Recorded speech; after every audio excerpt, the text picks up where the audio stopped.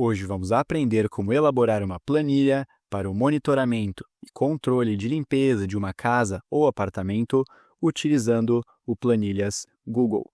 E esta planilha possui algumas interações, algumas dinâmicas interessantes, como por exemplo, listas suspensas para selecionar qual é a pessoa responsável por uma determinada tarefa, listas suspensas também para selecionar o status de realização da tarefa, se ela já foi realizada ou se ela está pendente.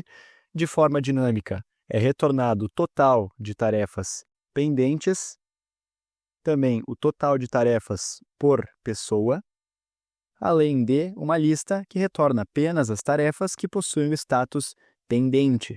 Conforme for marcada para realizada, ela já não está mais na lista, ou se tiver o status pendente, a tarefa novamente aparece na lista. Então, vamos para a prática e aprender um pouco mais sobre isso.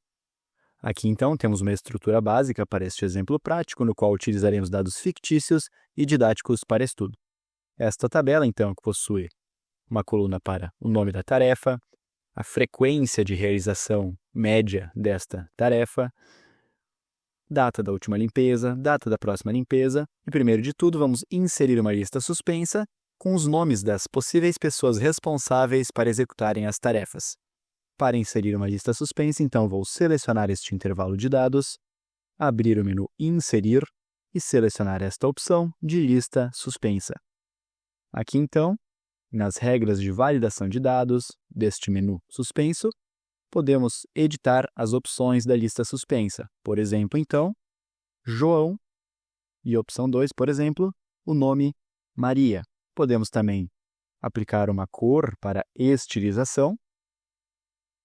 E aqui, tendo essas opções, apertando em concluído, já temos uma lista suspensa, na qual podemos, por exemplo, selecionar os nomes que definimos para as opções deste menu suspenso. E agora vamos realizar algo semelhante para esta coluna que possui o status de conclusão da tarefa. Então, selecionando o intervalo de dados, abrindo o menu Inserir, vou selecionar esta opção de lista suspensa. Opção 1, então, por exemplo, uma tarefa com status realizado, e uma opção 2, uma tarefa que pode possuir, por exemplo, o status pendente. Vamos novamente aplicar uma estilização para cada uma das opções.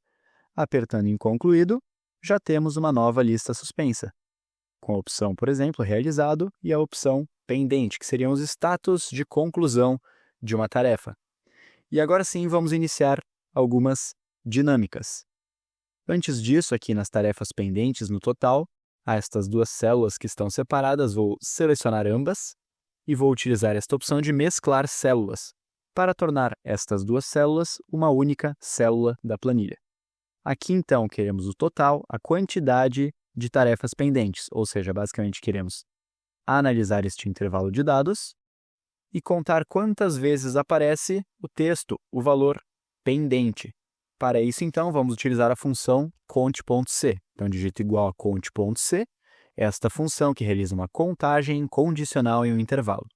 Selecionando a função, primeiro parâmetro, qual é o intervalo que iremos analisar? Bom, neste contexto desta tabela, deste exemplo, o intervalo que iremos analisar é da célula F2 até a célula F9. Então, temos um intervalo, ponto e vírgula, e qual é o critério? Bom, queremos basicamente testar se o texto, se o valor de uma das células possui o texto pendente. Sempre que for este texto pendente, vai contabilizar 1 a mais. Então, aqui em critério, vou abrir e fechar aspas, e entre as aspas duplas vou digitar pendente, exatamente da mesma forma que está escrito na opção da lista suspensa. E ao final da função, fechando parênteses e apertando Enter, já temos uma contagem condicional, que analisa o intervalo de dados e conta quantas vezes ele encontra o critério, que no nosso caso, o critério é a palavra pendente. E aqui, se eu for, por exemplo, mudando os status, dinamicamente, a contagem também vai sendo atualizada, para mais, para menos e assim por diante. Para contabilizar o total de tarefas por pessoa, é uma lógica bem parecida, mas vamos contar neste intervalo, que possui as opções de pessoas responsáveis para as tarefas, vamos contabilizar quantas vezes encontramos um nome ou outro nome, por exemplo.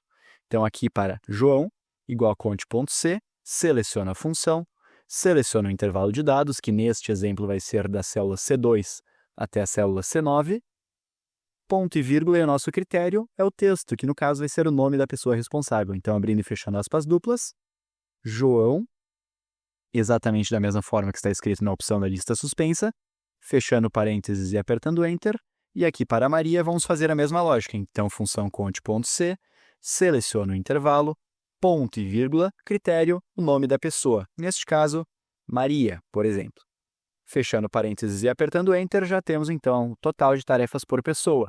Se eu for alterando, por exemplo, dinamicamente vai sendo atualizado os valores desta contagem condicional.